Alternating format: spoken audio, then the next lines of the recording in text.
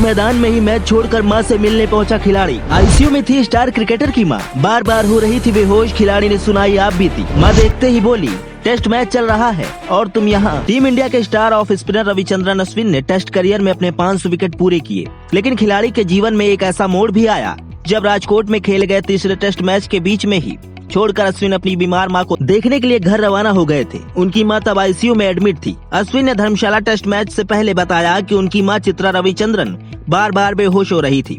जब उन्होंने बेटे रविचंद्रन अश्विन को अपने बिस्तर के पास देखा तो उनके मन में बस एक ही सवाल था, तुम यहाँ क्यों आए? अनिल कुंबले के बाद 500 टेस्ट विकेट लेने वाले दूसरे भारतीय गेंदबाज बनने के कुछ घंटों बाद मां के बीमार होने पर अश्विन राजकोट में इंग्लैंड के खिलाफ तीसरे टेस्ट मैच के बीच में ही चेन्नई अपने घर वापस चले गए थे। अश्विन की मां अचेत हो गई थी और उन्हें अस्पताल के आईसीयू में भर्ती करना पड़ा था।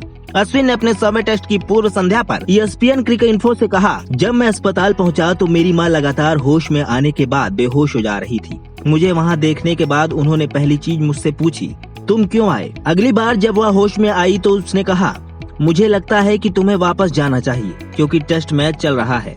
वहीं इस ऑफ स्पिनर ने अपने माता पिता रविचंद्रन और चित्रा के त्याग को भावनात्मक रूप से याद करते हुए कहा कि दोनों ने उन्हें क्रिकेटर बनाने के लिए कई कुर्बानियां दी हैं। इस 37 साल के गेंदबाज ने कहा, मेरा पूरा परिवार क्रिकेट और मेरे करियर को सुविधाजनक बनाने के लिए बना है। यह आसान नहीं है, यह उनके लिए बहुत कठिन रहा है।